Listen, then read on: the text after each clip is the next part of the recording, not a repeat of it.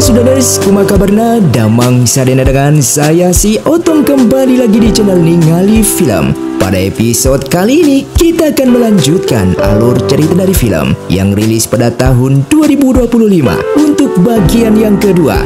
Dan tidak usah berlama-lama lagi, mari kita mulai ceritanya.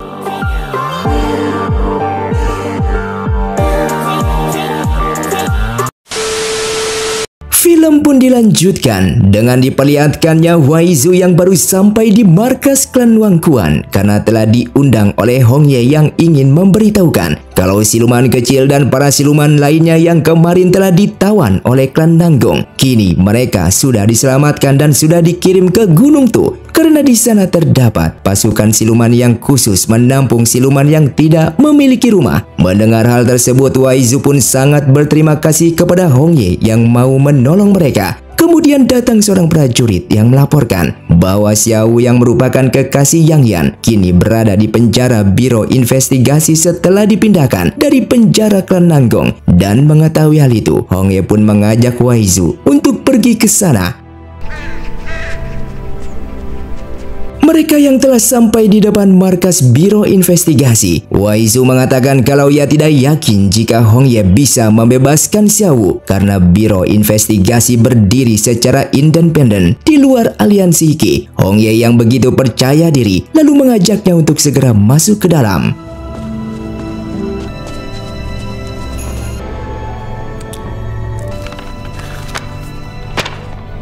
Namun setelah bertemu dengan Jenderal Biro Investigasi, mereka justru dipinta untuk bayar jika ingin mengeluarkan orang dari penjara ini. Mereka yang sejak awal memang tidak membawa uang. Dengan rasa kesal, Waizu lalu mengambil pedang Wangquan dan memperlihatkannya kepada jenderal tersebut. Sang jenderal yang melihat pedang itu menjadi panik karena ternyata pemuda di hadapannya ini merupakan Hong Ye, ketua klan Wangquan sekaligus ketua aliansi Iki. Dengan rasa hormat, jenderal itu langsung meminta maaf atas perbuatannya tadi dan demi rasa bersalahnya ia akan membebaskan Xiao.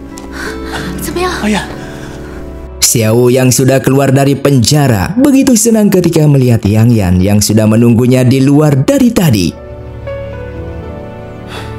Sementara di tempat lain, terlihat siluman rubah yang pergi ke pohon kegelapan yang ia panggil sebagai ratu, melaporkan kalau perselisihan manusia dengan siluman kini semakin memanas. Dengan adanya kebencian dan keputusasaan, maka sang ratu akan menjadi lebih kuat karena itu merupakan sumber kekuatannya. Kembali kepada Hong Ye yang menunjukkan pedang Wangquannya telah rusak setelah pertarungan kemarin. Ternyata pedang ini bukanlah yang asli. Sedangkan pedang Wangquan yang asli dibawa oleh ayahnya Hong Ye yang kini keberadaannya belum diketahui. Hong Ye meminta Paman Fei untuk membuatkan pedang yang lebih kuat lagi. Karena jika semua orang mengetahui kalau pedang Wangquan tidak bersamanya, maka klan Wangquan akan hancur. Kemudian Paman Fei memberitahukan kalau semua ketua klan kini sedang menunggunya di aula pertemuan. Di pertemuan itu, Hong Ye meminta Paman Fei untuk membacakan dekret aliansi Iki yang menjelaskan kalau aliansi Iki tidak memperbolehkan semua klan menempa pedang dengan menggunakan inti siluman. Karena menempa pedang dengan inti siluman akan menyebabkan efek balik kepada tuannya yang menyebabkan pemilik pedang akan kehilangan akal sehat hingga kematian. Oleh karena itu, mulai hari ini aliansi Iki melarang mereka untuk melakukan hal tersebut. Sedangkan di sisi lain, Nanggong Cui ternyata masih hidup setelah kemarin diserang oleh ayahnya sendiri. Dan kini ia akan membalas dendam terhadap Hong Ye yang sudah menghancurkan klannya dan juga telah membunuh ayahnya. Di tempat lain, terlihat Jin Renfeng yang merupakan murid pertama Wisma Gunung Api Suci telah pulang setelah turun gunung untuk menangkap siluman yang sudah meresahkan para penduduk. Kemudian Waizu bersama Qinlan datang dengan membawakan makanan dan obat untuk ayah mereka. Melihat Waizu datang, tanpa basa-basi Jin Renfeng mengatakan kalau turun gunung kali ini, ia selalu memikirkan Waizu. Oleh karena itu ia membelikan hadiah sebuah tusuk konde untuknya. Namun dengan dingin, Waizu menolak pemberiannya tersebut. Sang ayah yang melihat sikap anaknya terlalu dingin kepada Jin Renfeng, ia lalu memintanya untuk bersikap biasa saja karena bagaimanapun juga Jin Renfeng merupakan kakak seperguruannya Huaizu. Jin Renfeng yang bertahun-tahun menyukai Huaizu namun ia selalu gagal untuk menaklukkan hatinya sehingga ia berjanji pada dirinya sendiri kalau suatu hari nanti Huaizu akan menjadi miliknya. Hong Ye yang telah mendapatkan informasi kalau Nang Gongcui masih hidup dan kemungkinan besar akan membalas dendam kepada Hong Ye. Walaupun klan Nanggong sudah musnah, namun klan Nanggong masih memiliki biro investigasi. Oleh karena itu, Paman Fei meminta Hong Ye untuk berhati-hati. Singkatnya hari ke-7, bulan ke-7 akhirnya tiba. Awalnya Huaizu yang baru sampai di depan pavilion Huaisui merasa kecewa karena Huaizu yang melihat kalau di dalam pavilion tidak ada pendekar bertopeng. Namun ternyata pendekar bertopeng ada di atas pavilion yang dari tadi sudah menunggunya. Huaizu yang sangat merindukannya begitu bahagia karena bisa bertemu dengannya lagi.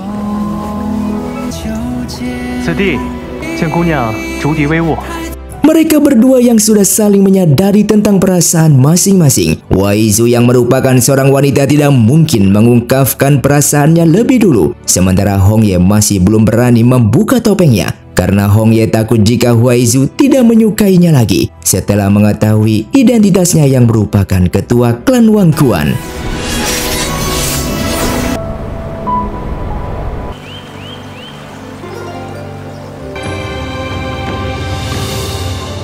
Maka dari itu keesokan malamnya, Hong Ye mengajak Huaizu untuk makan malam bersama di sebuah restoran. Pada awalnya Hong Ye ingin memberitahukan tentang identitasnya yang merupakan pendekar bertopeng. Namun karena melihat sikap Huaizu yang begitu dingin terhadap dirinya, ia pun tidak jadi melakukannya.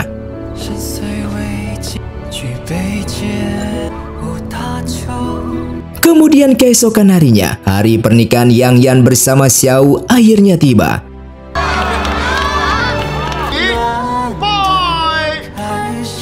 Namun ketika di tengah berlangsungnya pernikahan, tiba-tiba Nang Gongcui datang bersama pasukan biro investigasi yang langsung menghentikan pernikahan tersebut.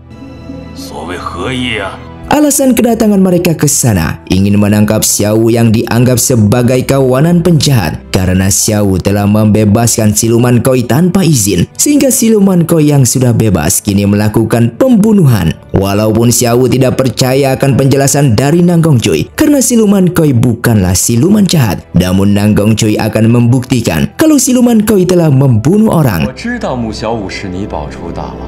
Hong Ye yang begitu kesal kepada Nang Gongcui karena telah merusak pernikahan ini. Oleh karena itu ia akan mengajukan diri untuk menangkap siluman koi. Namun sebelum ia kembali, ia meminta Nang Gongcui untuk tidak menyentuh Xiao dan jika melanggar, maka ia akan membunuhnya.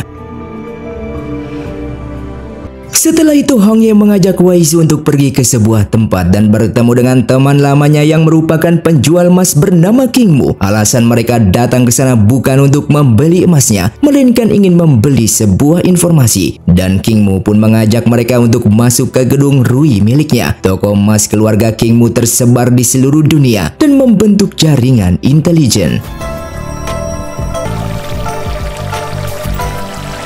Mereka yang ingin mengetahui di mana keberadaan siluman koi sekarang, hingga pada akhirnya mereka pun berhasil menemukannya.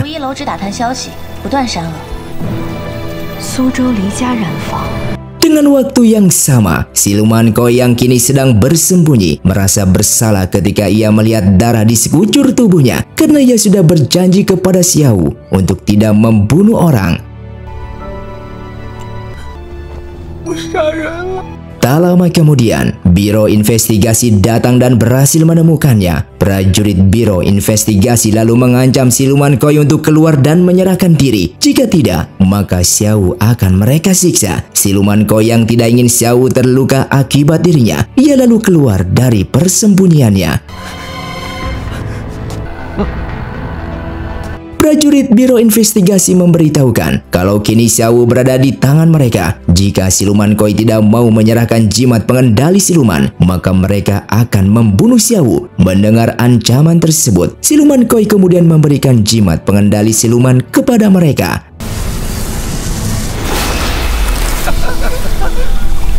Dan ketika prajurit Biro Investigasi mengaktifkan jimat tersebut untuk mengendalikan siluman koi, tiba-tiba Hong Ye dan Huai Zu datang untuk menyelamatkannya.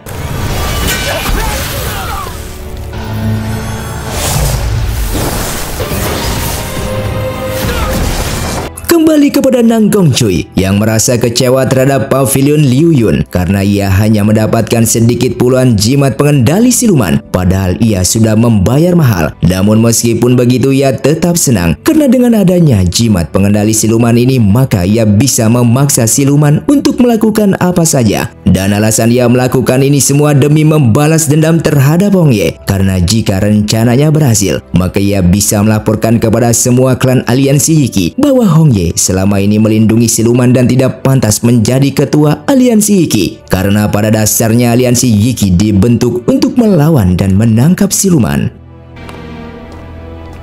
Siluman koi yang tidak sadarkan diri, kini ia sedang diobati oleh Huai Zu di tempat seorang tabib dengan ramuan yang Huai Zu berikan. Maka beberapa jam ke depan siluman koi akan sembuh total, asalkan tidak bergerak. Namun tak lama kemudian siluman koi yang sudah sadar justru ingin pergi menyelamatkan Xiao hingga terjatuh. Huai Zu lalu meminta siluman koi untuk berbaring dulu karena tubuhnya dalam keadaan terluka parah. Mendengar perhatian tersebut, siluman koi yang sudah putus asa mengatakan kalau ia lebih baik mati daripada membunuh orang lagi, karena tubuhnya kini sudah dikendalikan oleh orang-orang dari Biro Investigasi dengan menggunakan jimat pengendali siluman. Setelah itu siluman koi menceritakan ketika ia pertama kali bertemu dengan Xiao, ia yang telah disiksa oleh pengawas tambang Biro Investigasi. Lalu datang Xiao untuk menyelamatkannya, yang ternyata Xiao dulunya merupakan pengawas tambang di Biro Investigasi. Saat itu Siwo membebaskannya secara diam-diam. Namun siluman koi yang sudah bebas, beberapa hari kemudian ia ditangkap kembali dan mereka memaksa ia untuk menelan jimat pengendali siluman sehingga ia dikendalikan oleh mereka untuk membunuh para penduduk.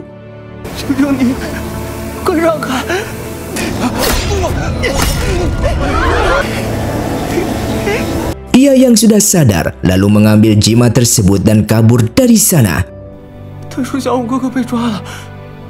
Kembali ke masa sekarang, siluman koi yang sudah mengetahui kalau saat ini Xiao telah ditangkap, ia pun ingin pergi ke sana untuk menyelamatkannya. Hong Ye lalu memberitahukan kalau siluman koi telah dibohongi oleh pasukan Biro Investigasi karena saat ini Xiao berada di kediaman klan Yang bersama istrinya. Walaupun Hong Ye belum mengetahui apa yang akan terjadi ke depannya, namun ia berjanji akan membantu dan melindungi Xiao, yang membuat siluman koi menjadi tenang dan mengucapkan banyak terima kasih kepada Hong Ye yang mau menolong Xiao untuk kedua kalinya. Dengan waktu yang sama, sup pengantin yang dimakan oleh mereka berdua ternyata sudah dicampur obat bius oleh kakak keduanya Yang Yan. Yang Ying melakukan ini semua karena ia diancam oleh Nang Gongcui dan tidak memiliki pilihan lain. Daripada klan yang hancur, lebih baik ia memberikan Xiao kepada mereka malam ini juga. Xiao yang saat ini sudah berada di markas Biro Investigasi dengan tubuh yang penuh luka karena disiksa oleh mereka. Alasan Nang Gongcui menyiksanya karena Nang Gongcui ingin Xiao bekerja sama bawa siluman koi yang telah membunuh orang, bukan karena jimat pengendali siluman, melainkan karena buasnya sifat siluman, supaya Nang Gongcui bisa melaporkan tentang kejadian ini kepada semua klan aliansi Yiki bahwa Hong Ye telah menyelamatkan siluman pembunuh demi keadilan. Xiao tidak akan bekerja sama dengannya, sehingga Nang Gongcui yang marah lalu menyiksanya kembali. Singkatnya esok hari pun tiba. Terlihat Yang Yan yang tubuhnya masih lemas karena efek dari obat bius. Namun ia tetap berusaha datang ke markas Biro Investigasi seorang diri untuk menyelamatkan suaminya, walaupun para penjaga di sana melarangnya untuk masuk.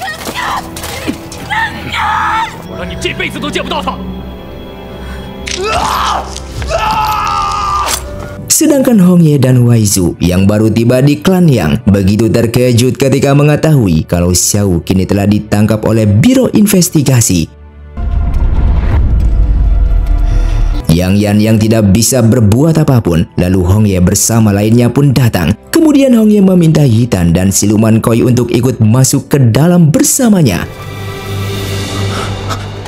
Di dalam pertemuan itu, Hong Ye meminta siluman koi untuk menjelaskan kepada mereka semua alasan kenapa siluman koi membunuh orang. Siluman koi mengatakan kalau ia membunuh orang karena ia dipaksa oleh salah satu prajurit di sini untuk menelan jimat pengendali siluman supaya ia dikendalikan olehnya.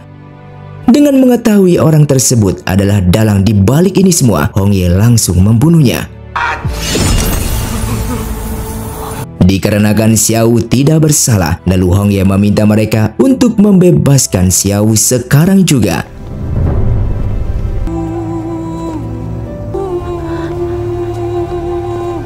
Dengan keadaan Xiao terluka parah, membuat orang-orang di sana ikut bersedih, terutama Yang Yan istrinya, karena Xiao mengeluarkan banyak darah yang kemungkinan nyawanya tidak akan bisa diselamatkan lagi. Bukan, aku只有一颗补天丸。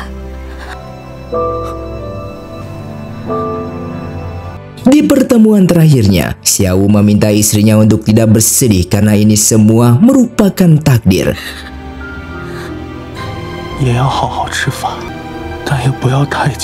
Begitupun kalimat terakhirnya untuk siluman koi, karena kematiannya ini sama sekali tidak ada hubungan dengannya. Oleh karena itu, Xiao meminta siluman koi untuk tetap hidup dan menjadi siluman yang baik. Setelah itu, Xiao pun meninggal dunia. Tak lama kemudian, ayahnya Yang Yan pun datang ke sana untuk menjemput putrinya. Namun Yang Yan yang sudah kecewa terhadap ayah dan keluarganya karena telah mengirim Xiao ke biro investigasi hingga nyawanya melayang, dan mulai hari ini ia memutuskan hubungan dengan keluarga Yang.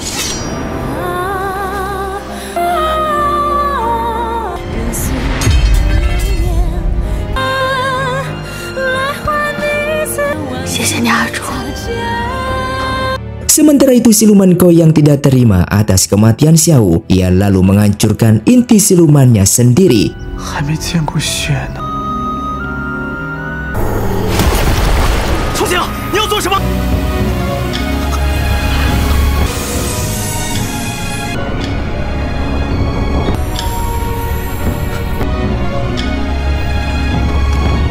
Hong Ye dan Wei Zhu yang begitu marah kepada biro investigasi karena atas perbuatan mereka yang telah menyiksa Xiao hingga mati, membuat siluman koi pun harus menghilangkan nyawanya sendiri. Mereka lalu masuk ke dalam dan Wei Zhu menantang bertarung dengan Nang Gongcui.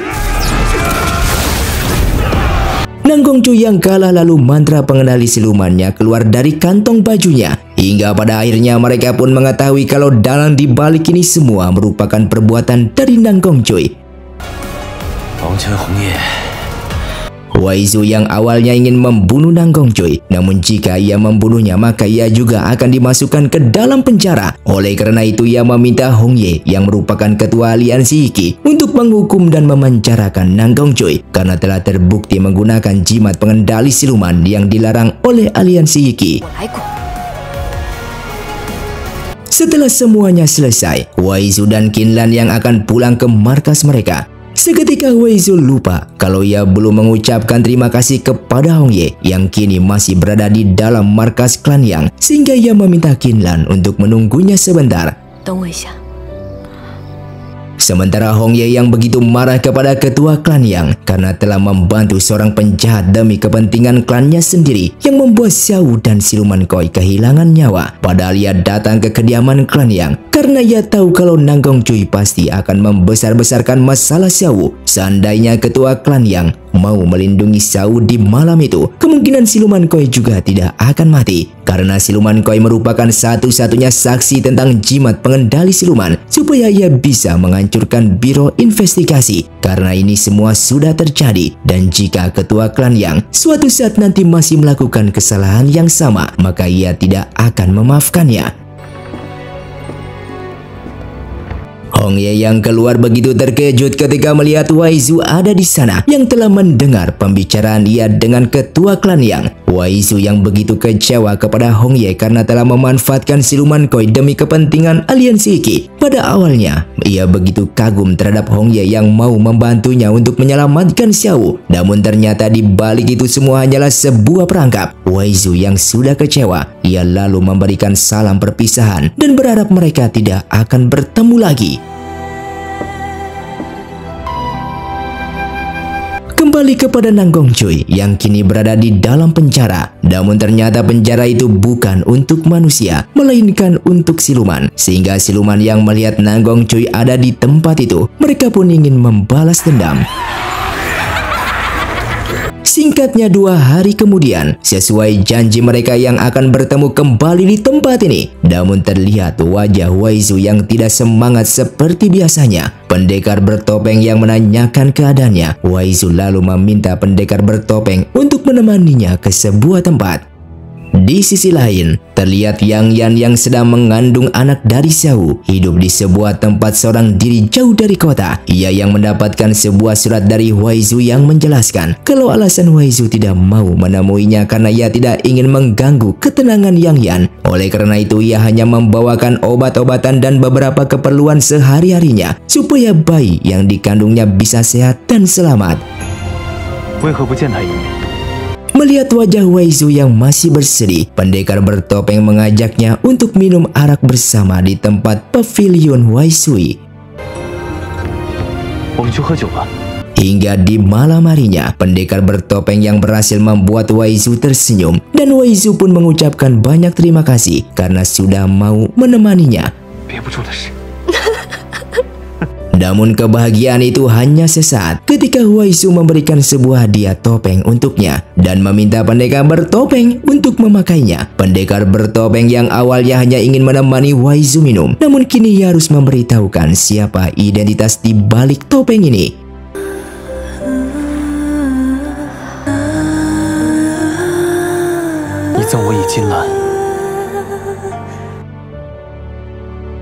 Dan ketika pendekar bertopeng membuka topengnya, Waizu begitu bersedih dan marah di saat mengetahui pendekar bertopeng yang selama ini ia sukai adalah Hongye. Karena bagaimanapun juga ketika kemarin malam di saat mereka berdua berada di kediaman klan Yang, Waizu sudah berjanji tidak akan bertemu dengannya lagi.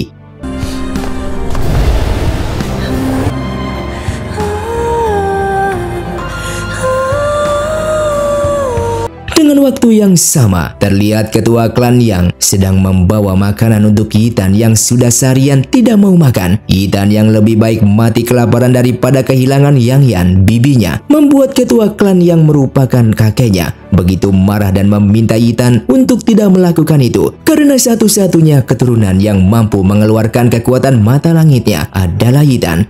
Mendengar hal tersebut, Yitan pun menjadi kesal kepada sang kakek karena di saat dulu ketika ia masih berumur 12 tahun, ia hampir saja mati dikurung olehnya di gua tambang es yang begitu dingin hanya demi ambisi sang kakek yang menginginkan ia bisa membuka kekuatan mata langitnya. Dan beruntungnya di saat itu ada Yang Yan, bibinya, yang datang ke gua tambang es. Sehingga ia yang tidak ingin Yang Yan terluka dan mati di dalam, ia pun berusaha sekuat tenaga untuk keluar dari sana. Hingga pada akhirnya kekuatan mata langitnya pun terbuka.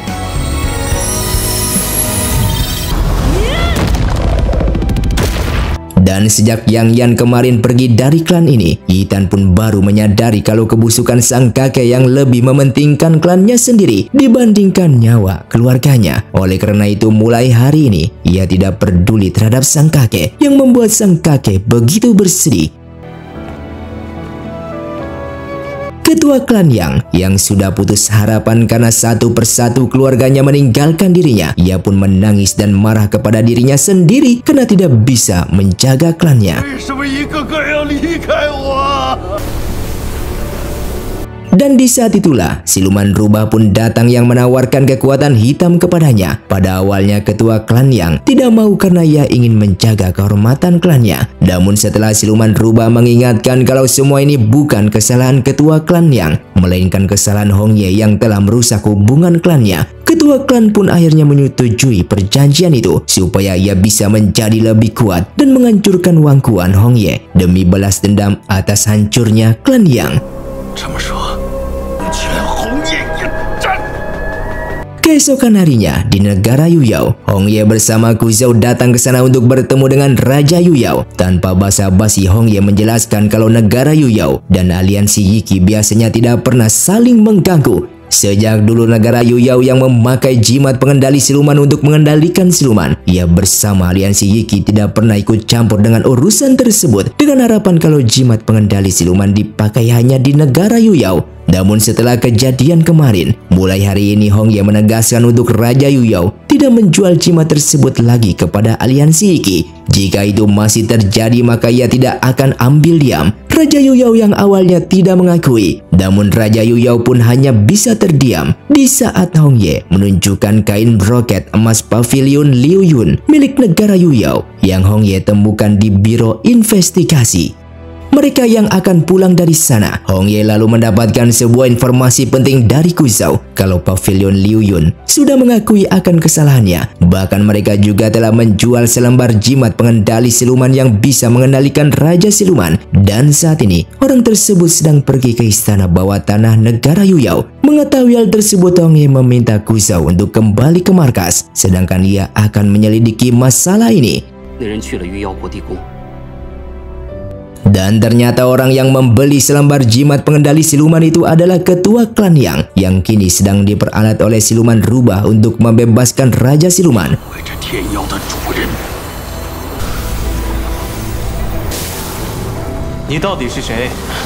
Ketika ketua klan yang ingin membebaskan Raja Siluman, tiba-tiba Hongye pun datang. Dan secara kebetulan ketua klan yang kini sudah memiliki kekuatan hitam, ia pun ingin menjadikan Hongye sebagai budaknya.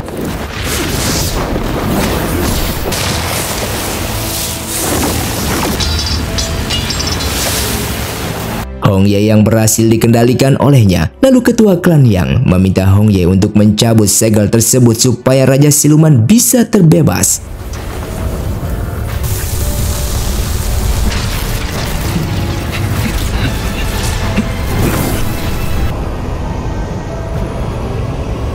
Dan setelah berhasil, Hongye juga dipinta untuk memasukkan jimat pengendali siluman ke dalam tubuhnya Raja Siluman. Namun Hongye berhasil sadar kembali sehingga ia langsung menyerang ketua klan yang.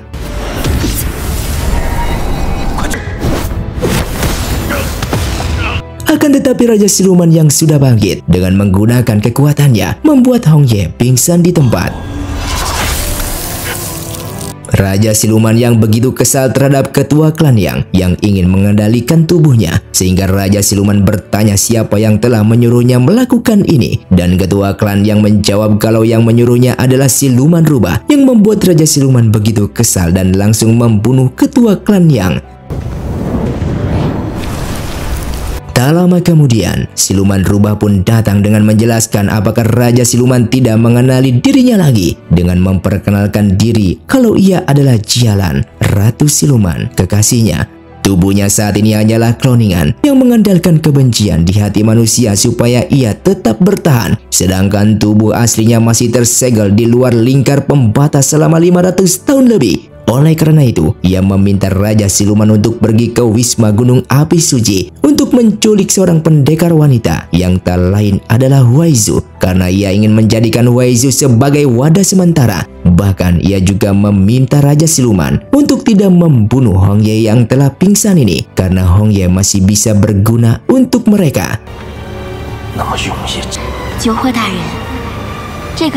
Dan film pun bersambung. Terima kasih untuk kalian yang sudah menonton video ini sampai habis. Sampai jumpa di video selanjutnya. Saya pamit pulang dari ningali film. Saya Otong undur diri dan salam Sundados.